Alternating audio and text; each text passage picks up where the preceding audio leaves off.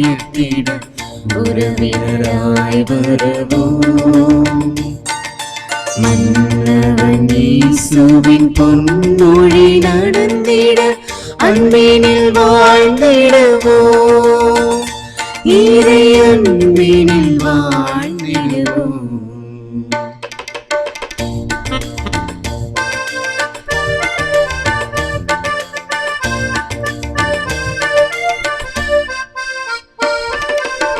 இதயங்கள் இணைக்கும் அன்புக்கு இணையாய் பூமியில் ஒன்றுமில்லை. இதயங்கள் இணைக்கும் அன்புக்கு இணையாய் பூமியில் ஒன்றுமில்லை. இறைவழி வாழ்ந்திடும் ஒரு இது தெரிந்தால் பகைமை தொல்லையில்லை. பிறந்திடும் சுயநல வேதனை அறுப்போம், புது வழி படைத்திடுவோம். பிறந்திடும் சுயநல வேதனை அறுப்போம், புது வழி படைத்திடுவோம். நாம் இறை வழி வாழ்ந்திடுவோம். மகிழ்வினை விதித்திட மனங்களை உயர்த்திட உறவினராய் வருவோம். மன்னவன் இயேசுவின் பொன்மொழி நடந்திட அன்பினில் வாழ்ந்திடுவோம். இறை அன்பினில் வாழ்ந்திடுவோம்.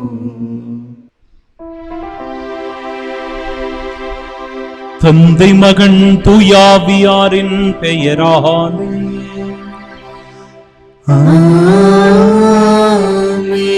நம் ஆண்டவராகிய இயேசு கிறிஸ்துவின் அருளும் கடவுளின் அன்பும் தூயாவியாரின் நட்புறவும் உங்கள் அனைவரோடும் இருப்பதாக.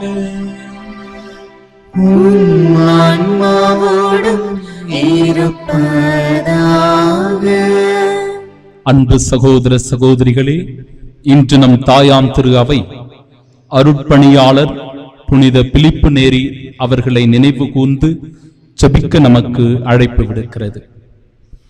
அவருடைய ஆவி நம்முள் குடிகொண்டிருப்பதன் வழியாக கடவுளின் அன்பு நம் இதயங்களில் பொழியப்பட்டுள்ளது. அன்பு சகோதர சகோதரிகளே, தூய மறை நிகழ்வுகளை கொண்டாட நாம் தகுதி பெறும் பொருட்டு நம் பாவங்களை ஏற்றுக்கொள்வோம். எல்லாம் வல்ல இறைவனிடமும் சகோதர சகோதரிகளே உங்களிடமும் நான் பாவி என்று ஏற்றுக்கொள்கின்றேன். ஏனெனில் என் சிந்தனையாலும் சொல்லாலும் செயலாலும் கடமையை தவறியதாலும் பாவங்கள் பல செய்தேன். என் பாவமே என் பாவமே என் பெரும் பாவமே. ஆகையால் எப்பொழுதும் கன்னியான புனித மரியாவையும் வான தூதர் புனிதர் அனைவரையும் சகோதர சகோதரிகளை உங்களையும் நம் இறைவனாகிய ஆண்டவரிடம் எனக்காக வேண்டிக் கொள்ள மன்றாடுகிறேன். எல்லாம் வல்ல இறைவன் நம் மீது இரக்கம் வைத்து நம் பாவங்களை மன்னித்து நமக்கு நிலை வாழ்வை அருள்வாராக. ஆமென்.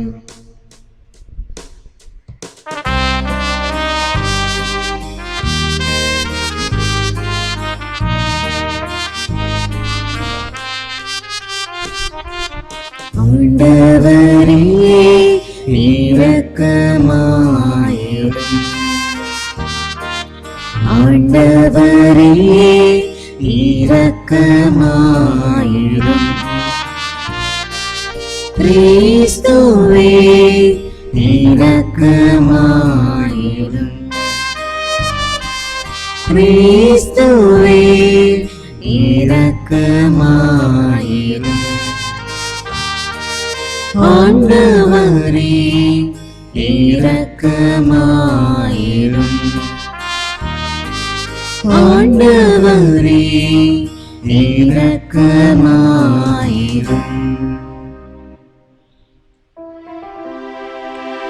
மன்றாடுவோமாக.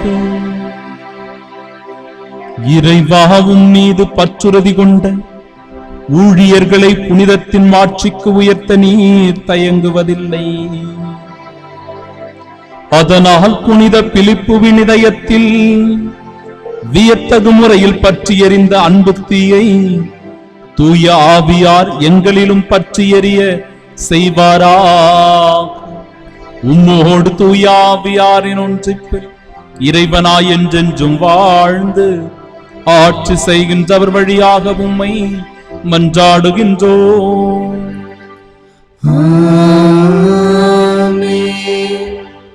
முதல் வாசகம். உம்மை தவிர வேறு கடவுள் இல்லை என எல்லாரும் அறிந்து கொள்ளட்டும். சீராக்கின் ஞான நூலிலிருந்து வாசகம். அதிகாரம் 36, இறை வார்த்தைகள் 1 முதல் 2, 4 முதல் 5 மற்றும் 9 முதல் 17 முடிய. எல்லாவற்றிற்கும் கடவுளாகிய ஆண்டவரே, எங்கள் மீது இரக்கமாயிரும், எங்களை கண்ணோக்கும். உம்மை பற்றிய அச்சம் எல்லா நாடுகள் மீதும் நிலவ செய்யும்.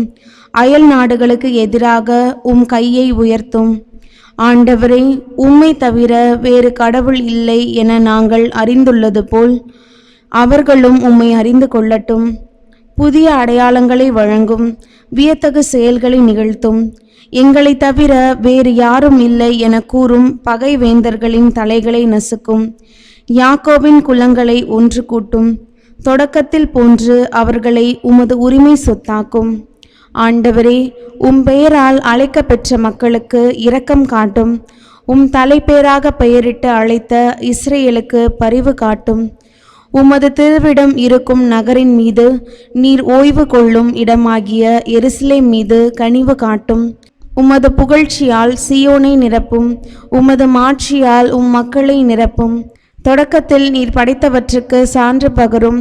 உம் பெயரால் உரைக்கப்பட்ட இறைவாக்குகளை நிறைவேற்றும். உமக்காக பொறுமையுடன் காத்திருப்போருக்கு பரிசு அளியும். உம் இறைவாக்கினர்கள் நம்பத்தகுந்தவர்கள் என மெய்ப்பித்து காட்டும். ஆண்டவரே, உம் மக்களுக்கு ஆரோன் வழங்கிய ஆசிக்கு ஏற்ப உம்மிடம் மன்றாடுவோரின் வேண்டுதலுக்கு செவிசாயும். அப்போது நீரே ஆண்டவர், என்றுமுள்ள கடவுள் என்பதை மண்ணுலகில் உள்ள எல்லாரும் அறிந்து கொள்வர். ஆண்டவரின் அருள்வாக்கு. இறைவனுக்கு நன்றி. பதிலுரை பாடல் பல்லவி. எம்மீது இரக்கம் வைத்து ஆண்டவரே எம்மை கண்ணோக்கும். எம்மீது இரக்கம் வைத்து ஆண்டவரே எம்மை கண்ணோக்கும். எம் மூதாதையரின் குற்றங்களை எம்மீது சுமத்தாதேயும். உம் இரக்கம் எமக்கு விரைவில் கிடைப்பதாக. நாங்கள் மிகவும் தாழ்த்தப்பட்டிருக்கின்றோம். எம்மீது இரக்கம் வைத்து ஆண்டவரே எம்மை கண்ணோக்கும். எங்கள் மீட்பராகிய கடவுளே, உமது பெயரின் மாட்சியை முன்னிட்டு எங்களுக்கு உதவி செய்தருளும். உமது பெயரை முன்னிட்டு எங்களை விடுவித்தருளும். எங்கள் பாவங்களை மன்னித்தருளும். எம்மீது இரக்கம் வைத்து ஆண்டவரே எம்மை கண்ணோக்கும். சிறைப்பட்டோரின் பெருமூச்சு உம் திருமுன் வருவதாக. கொலை தீர்ப்பு பெற்றோரை உம் புய வலிமை காப்பதாக. எம்மீது இரக்கம் வைத்து ஆண்டவரே எம்மை கண்ணோக்கும். அப்பொழுது உம் மக்களும் உமது மேய்ச்சலின் மந்தையுமான நாங்கள் என்றென்றும் உம்மை போற்றிடுவோம். தலைமுறை தோறும் உமது புகழை எடுத்துரைப்போம். எம்மீது இரக்கம் வைத்து ஆண்டவரே எம்மை கண்ணோக்கும்.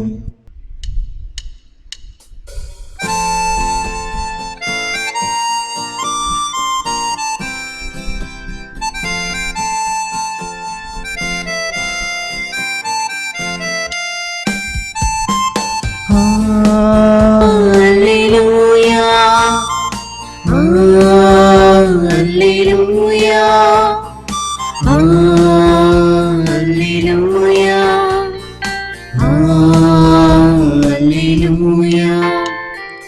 Alleluia,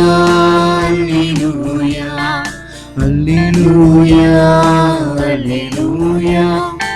Alleluia, Alleluia, Alleluia, Alleluia.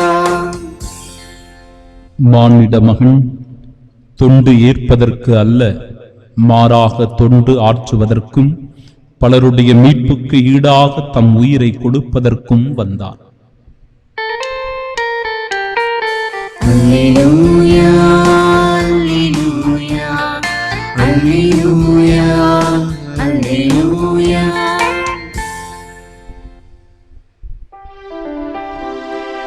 ஆண்டவர் உங்களோடு இருப்பாராக. உம் ஆன்மாவோடும் இருப்பாராக. தூய மாற்கு எழுதிய பரிசுத்த நற்செய்தியிலிருந்து வாசகம். ஆண்டவரே மாட்சி உமக்கே. அதிகாரம் 10 இறை வார்த்தைகள் 32 முதல் 45 முடிய. அக்காலத்தில் சீடர்கள் எருசலேமுக்கு போகும் வழியில் சென்று கொண்டிருந்தார்கள். இயேசு அவர்களுக்கு முன் போய்க் கொண்டிருந்தார். சீடர் திகைப்புற்றிருக்க அவரை பின்பற்றிய ஏனையோர் அச்சம் கொண்டிருந்தனர். அவர் மீண்டும் 12 அழைத்து தமக்கு நிகழ இருப்பவற்றை குறித்து பேசத் தொடங்கினார். அவர், இப்பொழுது நாம் எருசலேமுக்கு செல்லுகிறோம். மானிட மகன் தலைமை குருக்களிடமும் மறைநூல் அறிஞர்களிடமும் ஒப்புவிக்கப்படுவார். அவர்கள் அவருக்கு மரண தண்டனை விதித்து அவரை பிற இனத்தவரிடம் ஒப்புவிப்பார்கள். அவர்கள் ஏளனம் செய்து அவர் மீது துப்பி சாட்டையால் அடித்து அவரை கொலை செய்வார்கள். 3 நாளுக்கு பின் அவர் உயிர்த்தெழுவார் என்று அவர்களிடம் கூறினார். செபதேயுவின் மக்கள் யாக்கோப்பும் யோவானும் அவரை அணுகிச் சென்று அவரிடம், போதகரே, நாங்கள் கேட்பதை நீர் எங்களுக்கு செய்ய வேண்டும் என விரும்புகிறோம் என்றார். அவர் அவர்களிடம், நான் என்ன செய்ய வேண்டும் என்று நீங்கள் விரும்புகிறீர்கள் என்று கேட்டார். அவர்கள் அவரை நோக்கி, நீர் அரியணையில் இருக்கும்போது எங்களுள் ஒருவர் உமது வலப்புறமும் இன்னொருவர் உமது இடப்புறமும் அமர்ந்து கொள்ள எங்களுக்கு அருளும் என்று வேண்டினர். இயேசுவோ அவர்களிடம், நீங்கள் என்ன கேட்கிறீர்கள் என உங்களுக்கு தெரியவில்லை. நான் குடிக்கும் துன்பக் கிண்ணத்தில் உங்களால் குடிக்க இயலுமா? நான் பெரும் திருமுழுக்கை உங்களால் பெற இயலுமா என்று கேட்டார்.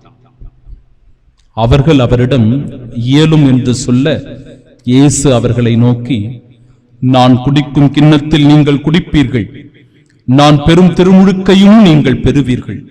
ஆனால் என் வலப்புறத்திலும் இடப்புறத்திலும் அமரும்படி அருளுவது எனது செயல் அல்ல, மாறாக அவ்விடங்கள் யாருக்கு ஏற்பாடு செய்யப்பட்டுள்ளதோ அவர்களுக்கே அருளப்படும் என்று கூறினார். இதை கேட்டுக்கொண்டிருந்த 10 பேரும் யாக்கோபு மீதும் யோவான் மீதும் கோபம் கொள்ளத் தொடங்கினர். இயேசு அவர்களை வரவழைத்து அவர்களிடம், பிற இனத்தவரிடையே தலைவர்கள் என கருதப்படுகிறவர்கள் மக்களை அடக்கி ஆளுகிறார்கள். அவர்களுள் பெரியவர்கள் அவர்கள் மீது தங்கள் அதிகாரத்தை காட்டுகிறார்கள். ஆனால் உங்களிடையே அப்படி இருக்கக்கூடாது. உங்களுள் பெரியவராக இருக்க விரும்புகிறவர் உங்கள் தொண்டராய் இருக்கட்டும். உங்களுள் முதன்மையானவராக இருக்க விரும்புகிறவர் அனைவருக்கும் பணியாளராக இருக்கட்டும். ஏனெனில் மானிட மகன் தொண்டு ஏற்பதற்கு அல்ல, மாறாக தொண்டு ஆற்றுவதற்கும் பலருடைய மீட்புக்கு ஈடாக தம் உயிரை கொடுப்பதற்கும் வந்தார் என்று கூறினார்.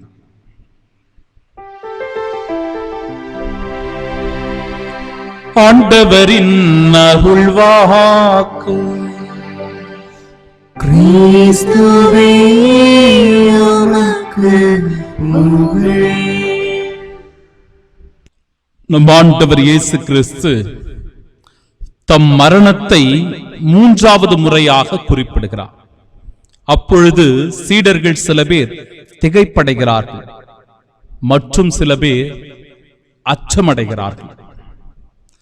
மானிட மகன் தலைமை குருக்களிடமும் மறைநூல் அறிஞர்களிடமும் ஒப்புவிக்கப்படுவார். அவர்கள் அவரை ஏளனம் செய்து அவர் மீது துப்பி சாட்டையால் அடித்து அவரை கொலை செய்வார்கள். 3 நாளுக்கு பின் அவர் உயிர்த்தெழுவார்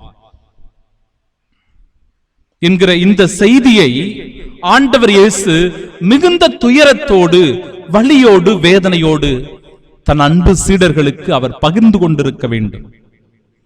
ஆனால் சீடர்களுடைய மனநிலை எப்பேற்பட்டதாக இருக்கிறது? அன்பிற்குரியவர்களை, இறைவார்த்தை அழகாக சொல்லுகிறது.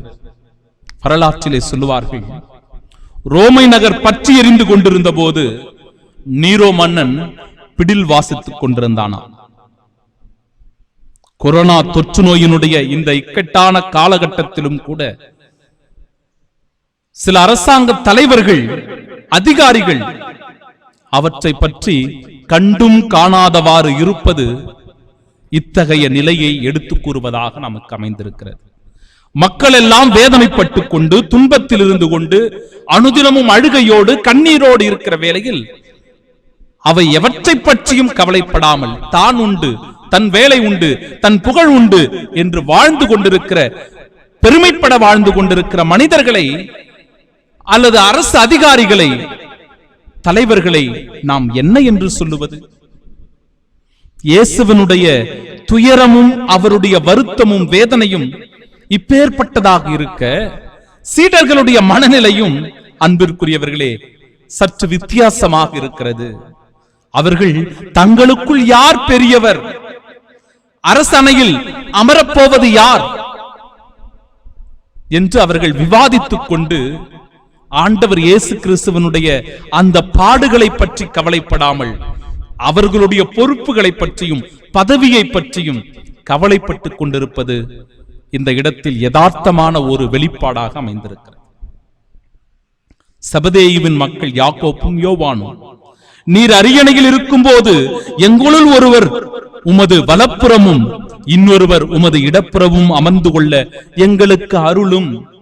ஆண்டவர் இயேசு கிறிஸ்து தன் பாடுகளை பற்றி, தன் துன்பத்தை பற்றி, தன்னுடைய கொடூரமான அந்த மரணத்தை பற்றி எடுத்து பேசிக் கொண்டிருக்கிறார். ஆனால் இவர்கள் அரியணையில் அமரும் போது வலப்புறமும் இடப்புறமும் அமர எங்களுக்கு அருளும் என்று தங்களுடைய பதவியை பற்றி பேசிக் கொண்டிருக்கிறார்கள்.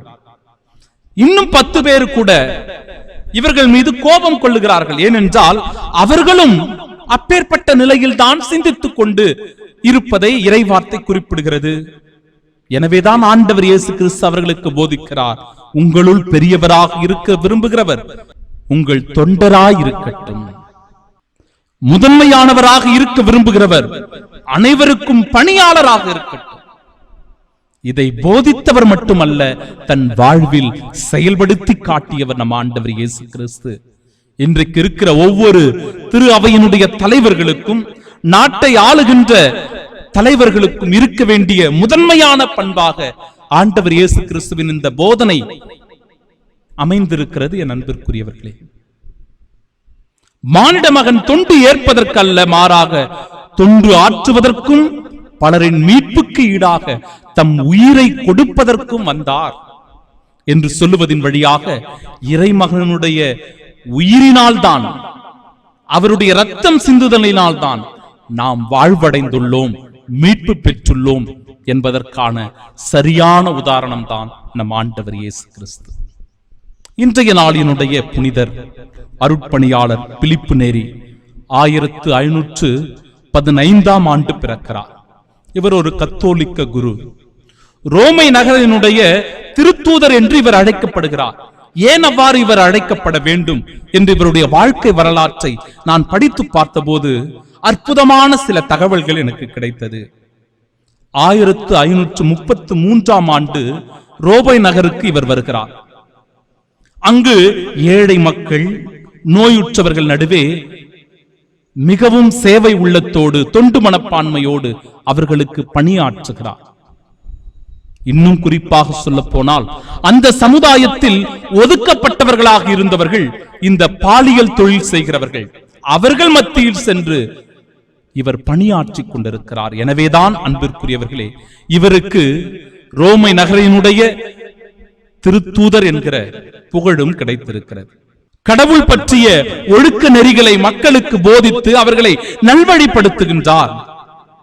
பிறகு மூவொரு கடவுள் குழு என்கிற ஒரு குழுவை ஆரம்பிக்கிறார்.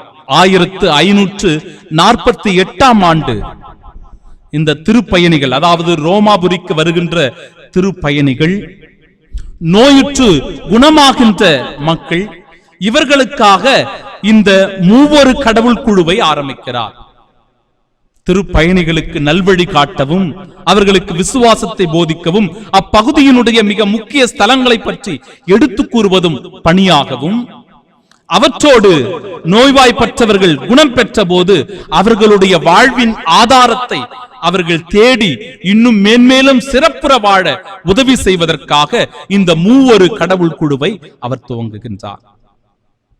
இதனால் அவர்கள் இறைவேண்டல் செய்யும்படியாக, இறைவனிடத்தில் தொடர்ந்து மன்றாடி வேண்டும்படியாக நற்கருணை ஆராதனையை வைக்கிறார். 40 மணி நற்கருணை ஆராதனை என்பது அந்த ரோமை வரலாற்றில் முதலில் இவரால் தான் தொடங்கப்பட்டதாம்.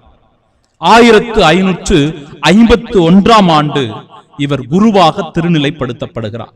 இவருடைய ஆசை என்னவாக இருந்தது தெரியுமா என் அன்பிற்குரியவர்களே? இந்தியாவிற்கு சென்று மறைப்பணியாற்ற வேண்டும், அம்மக்களிடையே நற்செய்தி பணி ஆற்ற வேண்டும் என்று இவர் விருப்பம் கொண்டிருக்கிறார், ஆசைப்பட்டிருக்கிறார். ஆனால் அவருடைய ஆசை நிறைவேறவில்லை. 1556ஆம் ஆண்டு பிலிப்பு நெறி இறைவேண்டல் குழு என்கிற ஒரு குழுவையும் துவங்குகிறார். அந்த குழுவினுடைய முக்கியமான பணி என்பது மாலை வேளைகளில் இவர்கள் எல்லோரும் ஒன்றாக கூடி வருவார்களாம். ஆலயத்திலே கூடி வந்து இறைவேண்டல் செய்வது, திருப்பாக்கள் பாடுவது, விவிலியம் வாசிப்பது, திருச்சபையினுடைய தந்தையர்களுடைய நூல்களை வாசிப்பது மற்றும் மறை சாட்சியர்களுடைய வரலாற்றுக்களை அறிந்து அவற்றை தியானிப்பது, இறை வார்த்தைகளை கலந்தாலோசிப்பது, பகிர்ந்து கொள்வது போன்ற மிக முக்கியமான ஆன்மீக காரியங்களில் இவர்கள் ஈடுபட்டிருக்கிறார்கள். இதனால் தான் இந்த குழுவை இறைவேண்டல் குழு என்று அவர் அற்புதமாய் பெயரிட்டு அழைத்திருக்கிறார். அன்பிற்குரியவர்களே, அவருடைய வாழ்க்கையில் நடந்த ஒரு சிறு நிகழ்வை உங்களுக்கு நான் எடுத்துக் கூறுகிறேன். மிகவும் சுவாரஸ்யமான ஒரு நிகழ்வாய் இது அமைந்திருக்கிறது.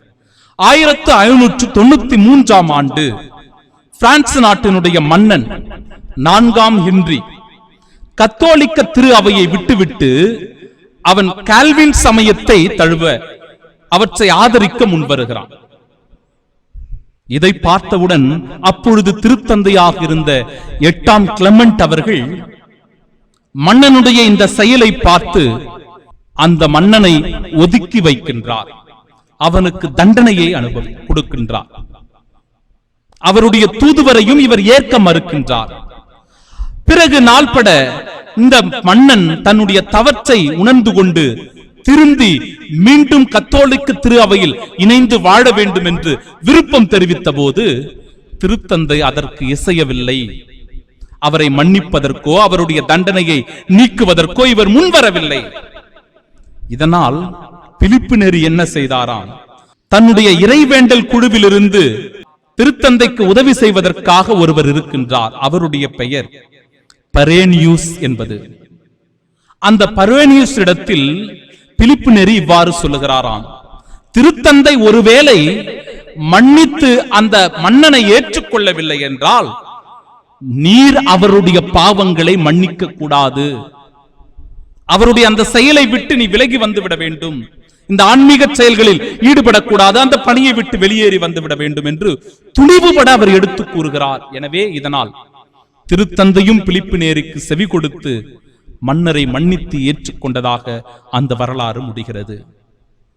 அன்பிற்கும் பாசத்திற்கும் உரியவர்களே, இப்பேற்பட்ட உன்னதமான தூய வாழ்வு வாழ்ந்த இந்த புனிதருடைய வாழ்வு 1595ஆம் ஆண்டு மே மாதம் 25ஆம் தேதி தன்னுடைய 80வது வயதிலேயே முடிவுக்கு வருகிறது. அன்று நற்கருணை திருநாளை நாள் முழுவதுமாக அவர் கொண்டாடிக் கொண்டே இருந்தாராம். ஒப்புரவு அருட்சாதனங்களை வழங்கிக் கொண்டிருந்தாராம். நள்ளிரவு நேரத்தில் அவருக்கு இரத்த கசிவு ஏற்பட்டு பேச்சு திறனை இழக்கிறார். அப்பொழுது அங்கிருந்தவர்கள் எல்லோரும் தங்களை ஆசிர்வதிக்கும்படி கேட்டுக்கொண்ட போது வெறும் சைகையால் சிலுவை அடையாளம் வரைந்து அவர்களை ஆசிர்வதித்து விட்டு அவர் மரணத்தை தழுவுகிறார். 1615ஆம் ஆண்டு திருத்தந்தை 5ஆம் பவுல் அவர்கள் இவருக்கு முத்திபேறு பெற்ற நிலையை பட்டத்தை வழங்குகிறார். 1622ஆம் ஆண்டு திருத்தந்தை 15ஆம் கிரகோரி அவர்கள் இவருக்கு புனிதர் பட்டம் வழங்குகிறார். ஒவ்வொரு ஆண்டும் மே மாதம் 26ஆம் தேதி இவருடைய விழாவானது நிறைவு கூறப்படுகிறது. பிலிப்பு நெறி திரு இசையை வளர்ப்பதில் மிகுந்த ஆர்வம் கொண்டவராக இருக்கிறார். அவருக்கு இசையின் மீது ஒரு பிரியம் இருந்திருக்கிறது. காரணம், இறைவேண்டல் குழுவினை அவர் துவங்கும் போது ஆன்மீக இறைப்புகழை பாட மக்களை அவர் தூண்டி எழுப்பிக் கொண்டே இருந்தாராம். இவருடைய வாழ்க்கை வரலாற்றில் சில முக்கியமான குணநலன்களை பற்றி சொல்லுகிறார்கள். உயர்ந்தவர் தாழ்ந்தவர் என்கிற பாகுபாடு இல்லாமல் எல்லோருடனும் சரிசமமாக பழகியவர், எப்பொழுதும் மகிழ்ச்சியோடு இருக்க வேண்டும் என்று தன்னுடைய வாழ்வை மகிழ்ச்சியாக கட்டமைத்துக் கொண்டவர், கவலை தோய்ந்த முகத்தோடு இருக்கிறவர்கள் கிறிஸ்தவர்களாக இருக்க முடியாது. கிறிஸ்தவர்கள் எப்பொழுதும் மகிழ்ச்சியோடு வாழ வேண்டும் என்று வலியுறுத்தி சொன்னவர். அவருடைய இறப்புக்கு பிறகு அவருடைய கல்லறையை தோண்டி பார்த்தபோது அவருடைய விலா எலும்புகள் முறிந்திருந்தனவா. ஏன் என்று பார்க்கும்போது அவருடைய இதயம் விரிவடைந்திருக்கிறது. இறை வேண்டல் செய்யும் போது உருக்கத்தோடு மன்றாடிய போது அவருடைய இதயமானது விரிவடைந்ததினால் ஒருவேளை அவருடைய விலா எலும்பு முறிந்து போயிருக்கலாம் என்று குறிப்பிடுகிறார்கள். இன்று நான் என் வாழ்வை நன்முறையில் வாழ்ந்தேன் என்றால் நாளை என்ன நடக்கும் என்று நான் கவலைப்பட வேண்டிய அவசியமில்லை என்று அவர் தன்னுடைய வாழ்வின் வார்த்தைகளாக குறிப்பிடுகிறார். இப்படிப்பட்ட அழகான வரலாற்றை கொண்ட தூய பிலிப்பு நெறியினுடைய வாழ்வு நமக்கு இன்றைக்கு ஒரு சாட்சிய வாழ்வாக கொடுக்கப்படுகிறது. நாமும் தூய உள்ளத்தினராய் வாழ்ந்து நற்செய்தி பணியில் ஈடுபட்டு இறைவேண்டல் செய்து கடவுளுடைய சிறந்த சாட்சிகளாக வாழ்வோம். ஆமென்.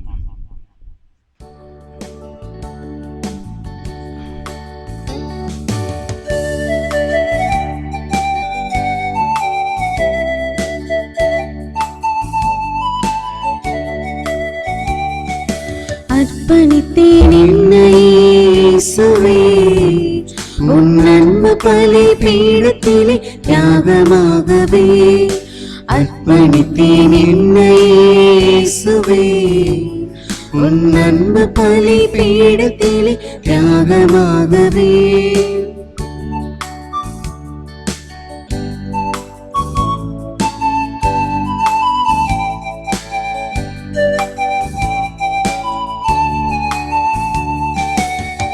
உள்ளங்கள் உயிர்த்த எழ உம்மோடு பாடுபட என்னை என்னாலும் அழைக்கின்றேன். உள்ளங்கள் உயிர்த்த எழ உம்மோடு பாடுபட என்னை என்னாலும் அழைக்கின்றேன். இதய உணர்வுகள் இன்பராகங்கள், இதய உணர்வுகள் இன்பராகங்கள் எல்லாம் உந்தன் பணிக்கு என அர்ப்பணிக்கின்றேன். அன்பு சகோதர சகோதரிகளை, என்னுடையதும் உங்களுடையதுமான இப்பணி எல்லாம் வல்ல இறைவனுக்கு உகந்ததாகும்படி மன்றாடுங்கள். ஆண்டவர் தமது பெயரின் புகழ்ச்சிக்காகவும் ஆட்சிக்காகவும் நமது நன்மைக்காகவும் புனித திரு அவை அனைத்தின் நலனுக்காகவும் உமது கையிலிருந்து இப்பலியை ஏற்றுக்கொள்வாராக. ஆண்டவரே, உமது புகழ்ச்சிக்காக நாங்கள் இப்பலி பொருள்களை ஒப்பு கொடுத்து உம்மை வேண்டுகின்றோம். அதனால் புனித பிலிப்புவை பின்பற்றி நாங்களும் அது பெயரின் மாட்சிக்காகவும் பிறரன்பு பணிக்காகவும் என்றும் மகிழ்ச்சியுடன் உழைத்திட அருள்வீராக.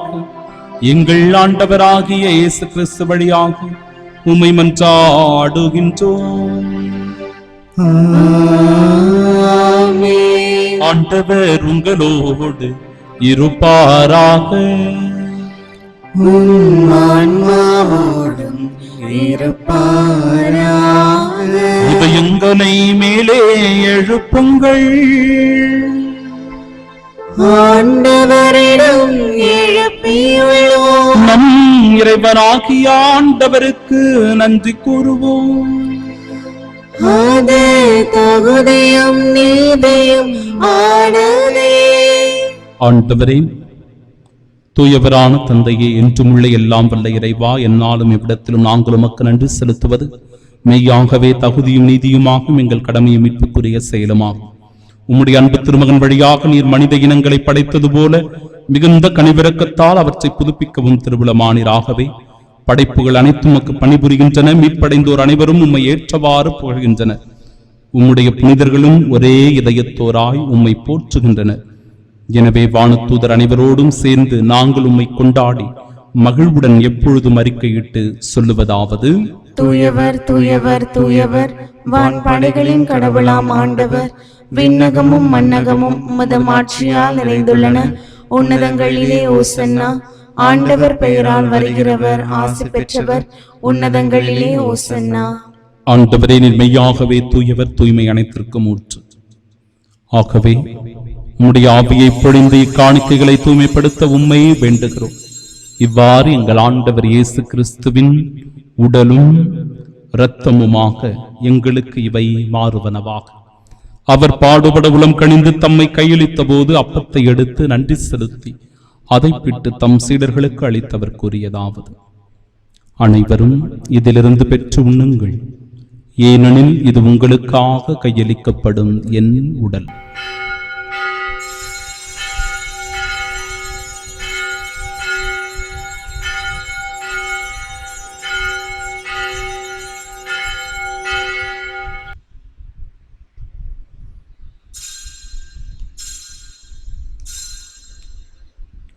அவ்வண்ணமே இரவு விருந்தை அருந்திய பின் கிண்ணத்தையும் எடுத்து மீண்டும் உமக்கு நன்றி கூறி தம் சீடர்களுக்கு அளித்தவர் கூறியதாவது: அனைவரும் இதிலிருந்து பெற்று பருகுங்கள், ஏனெனில் இது புதிய நிலையான உடன்படிக்கைக்கு உரிய என் இரத்தத்தின் கிண்ணம். இது பாவ மன்னிப்பிற்கென்று உங்களுக்காகவும் பலருக்காகவும் சிந்தப்படும். இதை என் நினைவாக செய்யுங்கள்.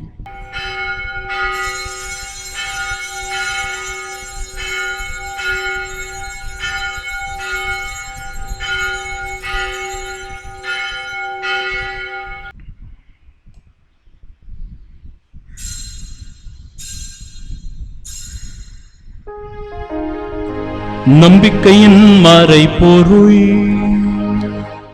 ஆண்டவரே,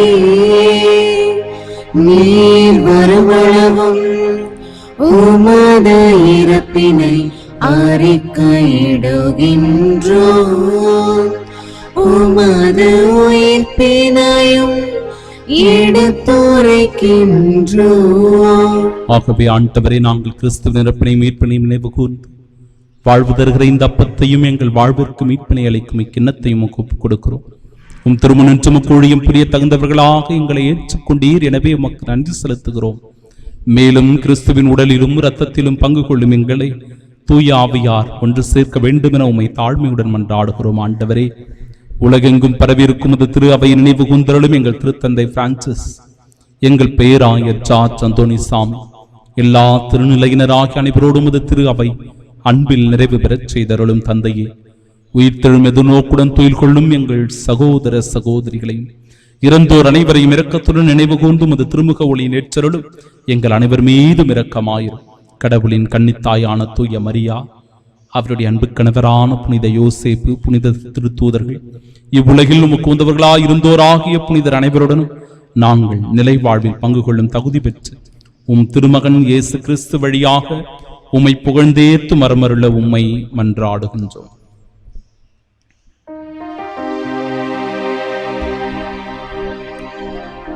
இவர் வழியாக இவரோடு இவரில் எல்லாம் வல்ல இறைவனாகிய தந்தையே, தூயாவியாரின் ஒன்றுப்பில் எல்லா புகழும் ஆட்சியும் என்றென்றும் உமக்கு உரியதே.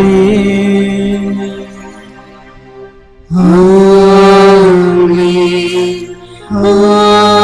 ஆமென், ஆமென்.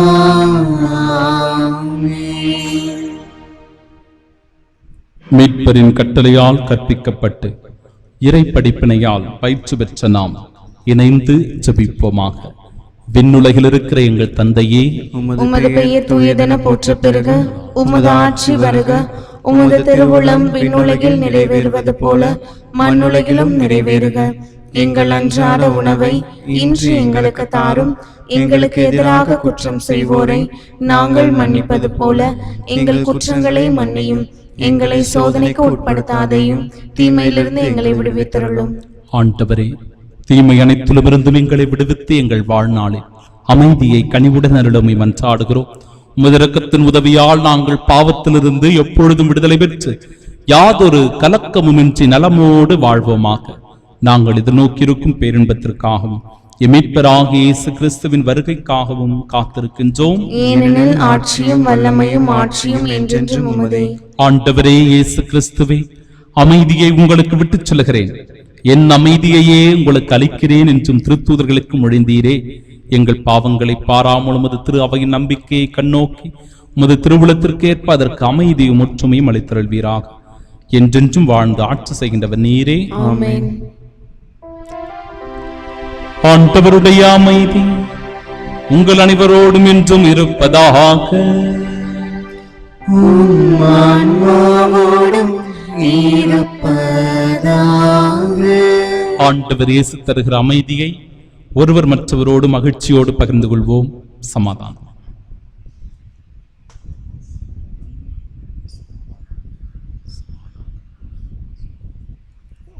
உலகின் பாவங்களை போக்கும் இறைவனின் செம்மறியை எங்கள் மேல் இரக்கமாயிரும். உலகின் பாவங்களை போக்கும் இறைவனின் செம்மறியை எங்கள் மேல் இரக்கமாயிரும். உலகின் பாவங்களை போக்கும் இறைவனின் செம்மறியை எங்களுக்கு அமைதி அளித்தருளும்.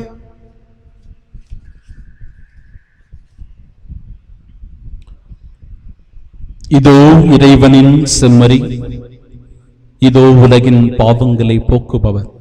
செம்மறியின் விருந்திற்கு அழைக்கப்பட்ட நாம் பேறு பெற்றோர். ஆண்டவரே, நீர் நிலத்தில் எழுந்தருள நான் தகுதியற்றவள். ஆனால் ஒரு வார்த்தை மட்டும் சொல்லிருளும், எனது ஆன்மா நலமடையும். கிறிஸ்துவின் திருவுடலும் இரத்தமும் நம்மை காத்து. ஆமென்.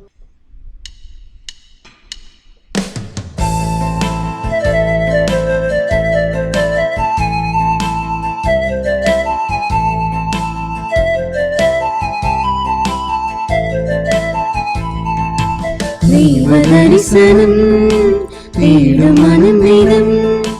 தேவன் வரவிலே ஜீவன் உருகிடும்.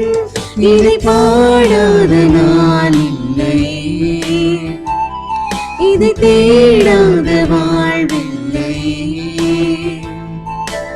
இறைவாய் இறைவாய் என் இதயம் இறைவாய்.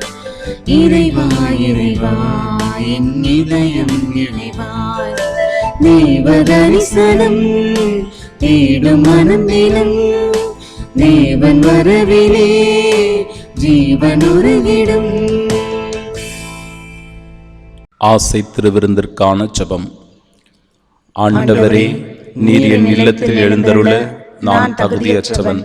ஆனால் ஒரு வார்த்தை மட்டும் சொல்லியருளும் என்று நூற்றுவ தலைவன் ஜெபித்தது போல நாங்களும் இப்போது உம் திருப்பாதம் பணிந்து வேண்டுகின்றோம். இனிய இயேசுவே, நாங்கள் தகுதியற்றவர்களாயிருந்தாலும் எங்கள் தகுதியின்மையை பாராமல் நீர் எங்கள் உள்ளங்களில் எழுந்து வாரும். உம் அன்பிலும் அருளிலும் நாங்கள் நிலைத்திருக்க எம் முன் எழுந்து வாரும். உம் பிள்ளைகளாக, உயிருள்ள உண்மை சாட்சிகளாக, உமது நற்செய்தியின்படி வாழ்பவர்களாக எங்களை உருமாற்ற வாரும். தந்தையின் திருவிழப்படி வாழ்ந்திட எங்களுக்கு துணை புரிந்திட வாரும். நன்மை செய்வதில் ஆர்வம் உள்ளவர்களாய், தீமை அனைத்திலுமிருந்தும் விடுதலை பெற்றவர்களாய் வாழவும் எங்களை வழிநடத்த வாரும். எல்லா நலன்களாலும் வளங்களாலும் எங்களை நிரப்ப வாரும். ஆமீன். புனித யோசேப்பிடம் ஜெபம். மீட்பரின் காவலரே, புனித கன்னிமரியாவின் கணவரே வாழ்க. கடவுள் தம் ஒரே மகனை உம்மிடம் ஒப்படைத்தார். மரியா உம்மில் தம் நம்பிக்கையை வைத்தார். உம்முடன் கிறிஸ்து மனிதரானார். பேறு பெற்ற புனித யோசேப்பே, எங்களுக்கும் நீர் தந்தையாக இருக்கின்றீர் என்பதை உணரச் செய்து வாழ்க்கை பாதையில் எம்மை வழிநடத்தி அருளும். அருளையும் இரக்கத்தையும் உறுதியையும் எங்களுக்கு பெற்று தந்து எல்லா தீமைகளிலிருந்தும் எம்மை பாதுகாத்தருளும். ஆமீன். புனித சூசையப்பரே, எங்களுக்காக வேண்டிக் கொள்ளும்.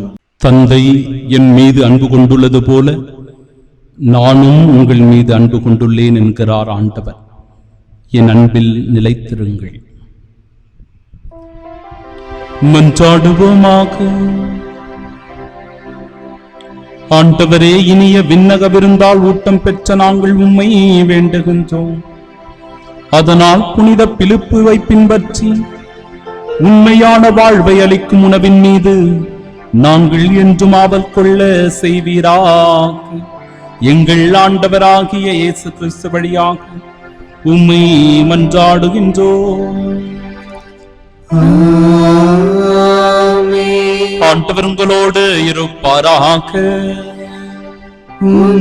ஆன்மாவோடும் இருப்பாராக. எல்லாம் வல்ல இறைவன் தந்தை, மகன், தூயாவியார் நம் அனைவரையும் ஆசிர்வதிப்பாராக.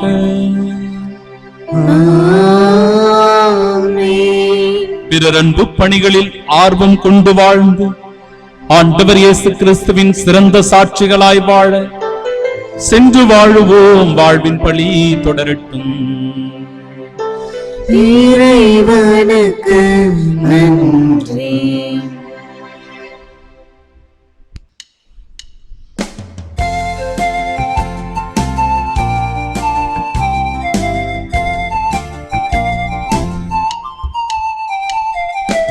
எங்கள் காவலா சூசை தந்தையின் மங்களங்கள் எங்கும் சொல்லி எங்கு பாடுவோம்.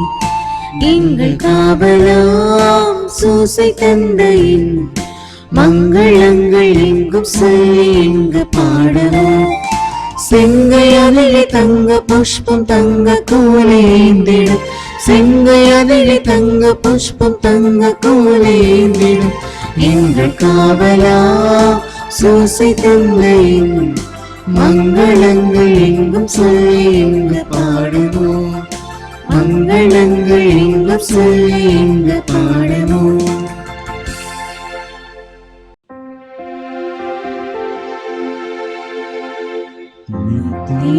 ஸ்துதிக்குரிய பரிசுத்த நற்கருணைக்கு பக்தியாய் ஆராதனை எத்திசையும் புரிவோம். இயேசுவின் மதுரமான திருஹதயமே, எங்கள் சிநேகமாயிரும். மரியாளின் மாசற்ற இருதயமே, எங்கள் ரட்சணியமாயிரும். சகல புனிதர்களே, எங்களுக்காக வேண்டிக் கொள்ளுங்கள். இரக்கத்தின் ஆண்டவரே, எங்கள் மேல் இரக்கமாயிரும். நற்கருணை நாதரே, எங்களோடு தங்கும் ஆண்டவரே, அச்சிஷ்ட சிலுவை அடையாளத்தினாலே எங்கள் சத்துருக்களமிருந்து எங்களை ரட்சித்துக் கொள்ளும். எங்கள் சர்வேஸ்வரா, பிதா, சுதன், பரிசுத்த ஆவியின் பெயராலே ஆமென்.